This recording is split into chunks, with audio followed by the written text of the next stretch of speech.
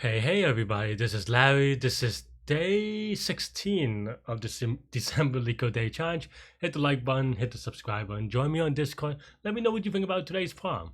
I've been a little bit or a lot tired the last couple of days just dealing with a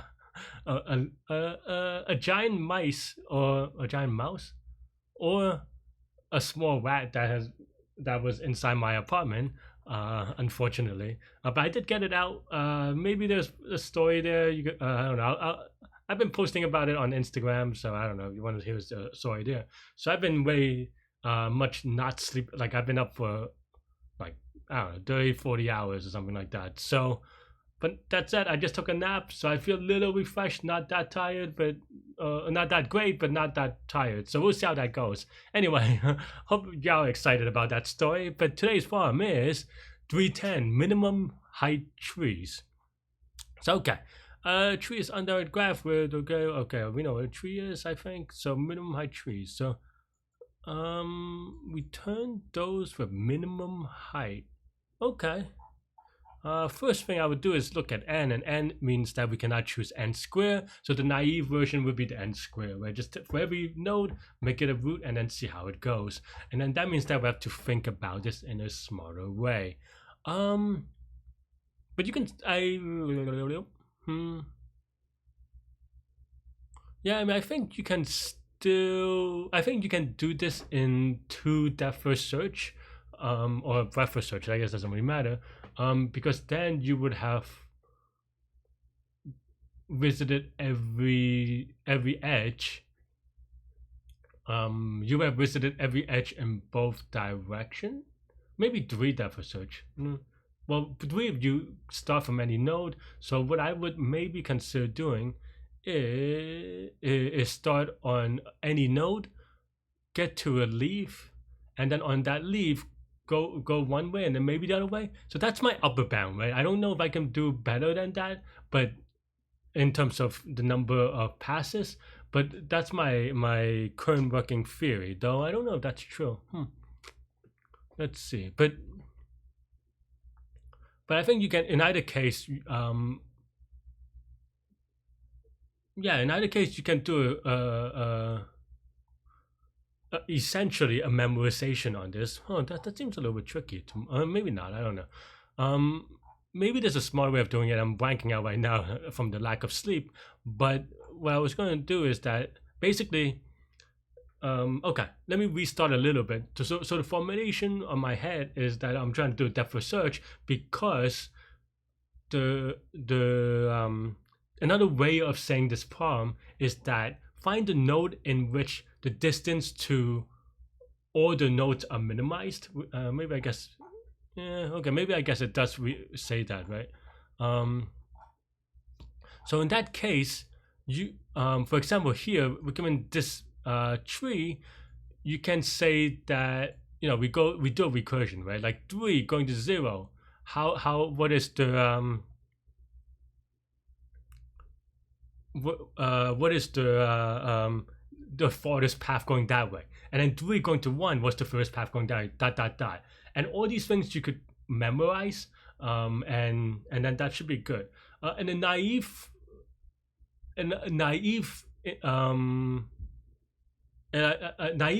resolution of that time complexity, try to figure out its time, is that, well, it could be n squared, right? Maybe, but it is not, right? Because there are only n edges. So and for each edge, we only have two. Well, there are n minus 1 edges because it's a tree, and because it's a tree with n minus 1 edges, and each edge you can only go 2 direction, right?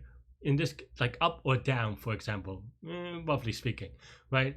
And so in that case, if you do a evaluation of a position, everything is cached except for, or like you can cache everything, and there are only like 2 times n, roughly speaking, amount of work.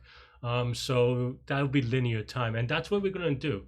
But I just wanted to go over how I would think about this, right? Yeah. Okay. So let's get started. I talked a lot about this problem. Hopefully that makes sense. But basically, the TLDR, I don't know, we're here, and I'm doing this live. So if it's a little bit slow and you're still here, then congrats. But if you now find it a little bit slow, you can fast forward a little bit because there'll be a lot of typing from now on. Or watch it on 2x anyway. Watch it on the fastest speed. Okay, let's go. First, I'm going to change this little n to big N just as a personal notation, and then I'm going to redefine. Let's just call these ye, so that I can actually use the edges for my graph. I'm going to make it an adjacency list, and then this is just for u v. Whoops. In ye, edges of u that append v, and of course this is bidirectional. I would imagine. Imaginal. I imagine bidirectional. This is so that I do this, right? And then now we just have to get the answer for, let's see, right? Oops, I've hung in the wrong place. But yeah, for I in range of n. So let's say, and there are a couple of ways you can represent this, I guess. But let's say you have an answer is equal. Let's just say we have min answer, right? Min answer, min is equal to let's just say 2 times n. It doesn't really matter what it is, as long as it's bigger than a possible answer. And of course, an upper bound of the answer is going to be n minus 1 because that's the number of edges. So if you have a linked list, for example, that would be your biggest thing. Though maybe it's n or n minus 1, but whatever, right? So this is bigger than that. That's fine. So we have something like, I'm just going to calculate or maybe find min, maybe something like that, and then that's pretty much it, right? That would be my idea. No, because we have to return the nodes of all those things. So then now after we do this, we can do another pass where if find min of I is equal to min, we just append I, right? Yeah, okay. And then that's it, right? So this is so far. Let's say we have a magical formula that calculates the height given I, then that would be the formula that would be the thing that we get, right? And then we just get the answer from that. You can write it in shorter, but I just wanted to be, I just wanted to make it understandable, right? So yeah, yeah. And then now we have to calculate do the calculation basically.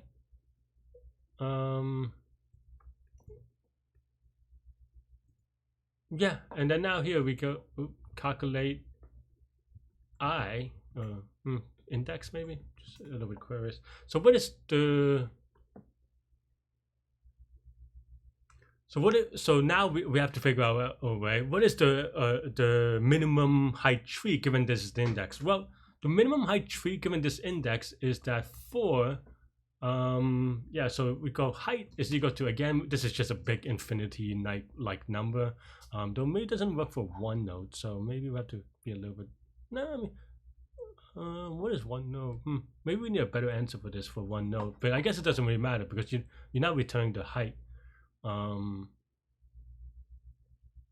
Yeah, I guess so. And I guess we assume that this is connected, so I guess maybe that's okay. I don't know. I don't know how I feel about the minimum height here. At least for the default case. So, well, we'll see. We'll play around with this for a little bit. But yeah. But then now this is for v in edges of index, meaning all the edges is connected to. Height is equal to the min of height, or let's just say get height maybe of index of v, given that the parent is index, right? So yeah, so then now at the end we return the height, though we have to okay, so if okay okay, fine, we will just do something like if length of edges of index is equal to 0, then we'll just return 1 for the height. Which one is the height? I always oh yeah, so then this will be 2, so then here yeah, we get the height of that plus 1. plus 1 being that you have to consider the actual the edge. Is the height the number of edges or the number of nodes? I always forget actually. The number of edges. Okay, so then in this case, yeah, okay, fine. This we use 1 edge and we by going to re, so let's get the height here. Okay, so then here we do something like this where we have the vertex, the parent, and that's pretty much the answer. And then we do a return of why did I say it like that? Okay, so here again we define this recursively. So if I guess this is never true actually. Oh, this is only true if there's literally no nodes. But I guess that's fine. That's fine because we have different base cases to get height.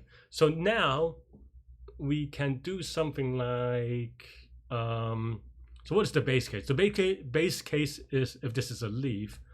Oh no. Sorry, I think I did this wrong. Sorry, friends.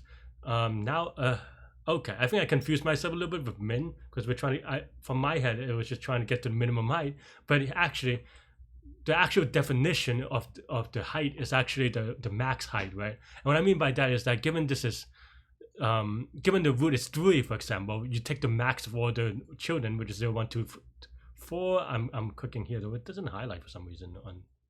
Oh, there we go. So it takes the max of them as the height, right?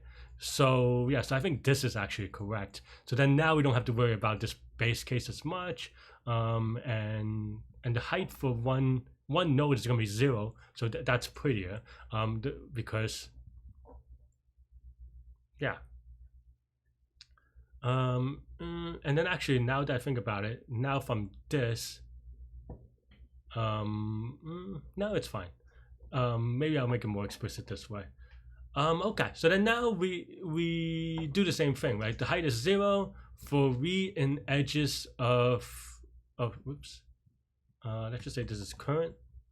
For re in the reason why I use re is because I have this is u and this is re, but I'm not consistent about it, so it's a little bad. But okay, so then height is equal to the max of height.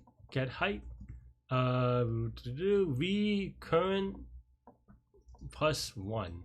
This is not right, or this is not enough. But yeah, let me actually write a little bit explaining what we're doing because my naming for these things are terrible. Also, I use calculator when I use find min here. So okay, so and that's not true, right? We're just finding the height. So let's just do calculate. Okay, fine. Naming things is hard. So what? Okay, this gets the height of the tree rooted with index, and then here get height is going to be get height is going to be what is get height going to be? Get the given the current node and the parent direction it came from, calculate the length of the longest path to a leaf, right? Okay, so that's good. And then now this is, so then we have to of course factor in that in this case we don't the assumption here is that we don't care about the direction that we came from. We just care about going downwards, right? So in this case we just have to make sure that re is not parent, right? And I think that should be sufficient. Yeah, and this should give us the answer. Though performance wise we'll talk about it in a sec. Let's run it real quick just to see if it works. Okay. Int object not iterable. Oh, whoops.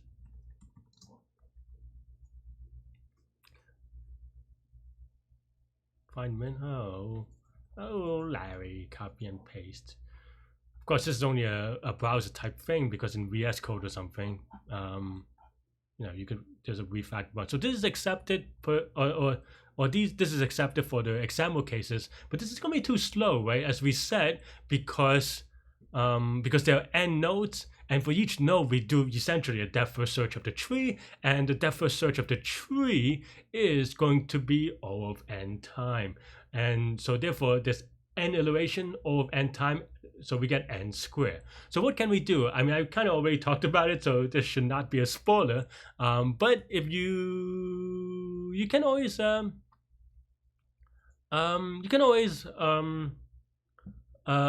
know, pause a little bit to figure out what the explanation is, and see if you can figure out yourself how to get this to linear time. And okay, so I'll give you a second to pause. Let's say you assumed here. Okay, so the answer is by memorization. So the thing that you memorize by is actually this input, right? So here, so let's do a naive interpretation of this, right? So what is a naive interpretation of this, or naive evaluation of the complexity, right? Naive complex analysis. So current could be 0 to n, parent can be 0 to n.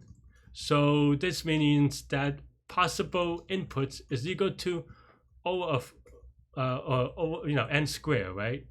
Roughly speaking, O of n squared. So that would be your naive way to think about it. However, like we said, one thing that we said is that this is a tree, right? And because this is a tree, this is not true, or not tightly true. The actual possible input is O of n. We kind of talked about this, and the reason why this is because because this is a tree, each input represents an edge on the tree, and there are only O of n edges, right? I mean, in fact, there are only n minus 1 edges. And in this case, we can only go up and down the same edge as we talked about. So there are only O of 2 to the n number of possible inputs, which is also O of n number of inputs. And in that case, then we can do memorization to reduce this, because this thing costs O of n time roughly, maybe, but in the worst case. But amortized, you can reduce this to O of 1 by memorization. So the same thing that we're going to do for other type of dynamic programming memorization things, what we're going to do, it's a little bit different, but same idea, right? So we're going to write. So if you do the same thing that I usually do in other videos when I teach, I would write something like has cache is equal to this thing, let's just say force times n for right? So then n by n array to kind of capture this, and then actual cache is equal to, I don't know, none, say, because we'll populate it. So we have something like this, right? And then we would write something like if has cache of current parent return whatchamacallit? Oh yeah, return cache of current parent, and then so forth, right? But of course, if you see this, you're gonna realize that, well, this is n by n, right? So how do we fix this? The fix is easy. It's just using something that has a straightforward lookup. I mean, I don't usually talk about map complexity on this, to be honest. Or I usually assume that this is O of 1 when I do lookups. But in this case, I guess technically maybe it's log n. And that would actually make this n log n algorithm if the hash lookup is log n. But again, let's assume that at map lookup is O of 1 and cache is O of 1 to keep it simple. In that case, possible inputs again is O of n. Each input is O of 1 time and O of 1 space. Then in that case, total time is O of n and total space is O of n. Of course, we have to there are many ways you can do this. You can do a hash of the current and parent or something like that, and then look it up in a hash table. For example, in this case, you know that the biggest number is going to be n for each of these two things. So you can convert this to a base n number, like by just doing current times n plus parent or something like that, or maybe times n plus 1. I don't know. You do the math to double check. But for now, I'm just going to convert it to a tuple, and that would be good enough. Actually, the way that I would write it is also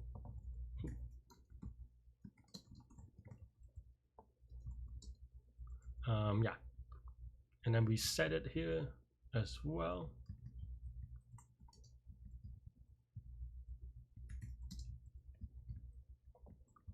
And yeah, and that's pretty much it. Let me run it real quick so that when it's wrong, I can embarrass myself a little bit. No, this looks good. And the one edge case that I would have tested is this n minus, oh sorry, n equals to 1 case. And that looks good. So yeah, let's give it a submit. Apparently previously I have gotten a wrong answer, and this time, yes, I did better than the old Larry. Ha, sucker, old Larry. But yeah, 625. But yeah, like I said, this is gonna be linear time, linear space, and that is what I have with this one. Okay, let's do a review of how I did it in the past twice. I actually don't remember this one, to be honest. So let's see how different I did it. Okay, so I did do it with the diameter of a tree out way of doing it, which is also fine, to be honest. Yeah, I mean this yeah, this is one of the ways that we kind of talked about with the two searches. Yeah, this is the diameter of a tree, so I don't know. It's a little bit awkward. Let's see. I'm not gonna go into that much. It's a little bit of a trivia about the diameter of a tree, but today I'm not gonna go over. Let's see what happened. I did it the first time. Oh, I did it with the diameter of a tree that time too. That's interesting. Dum dum dum. Okay. Yeah, but this time I did it with DP. I guess technically here I did not do it with DP. I just kind of do it with this dynamic tree comment. So I'm glad that I kind of did it another way this time, and especially this way, we kind of able to talk about how to analyze the number of inputs for dynamic programming. So hopefully this is helpful. Let me know what you think. Let me know how you did, which way you did it. Hit the like button, hit the subscribe button, join me on Discord. Hope y'all have it's I guess Thursday now soon. Hope you stay good, stay healthy, to good mental health. Take care of yourself, take care of others if you can. I'll see you later, and bye bye.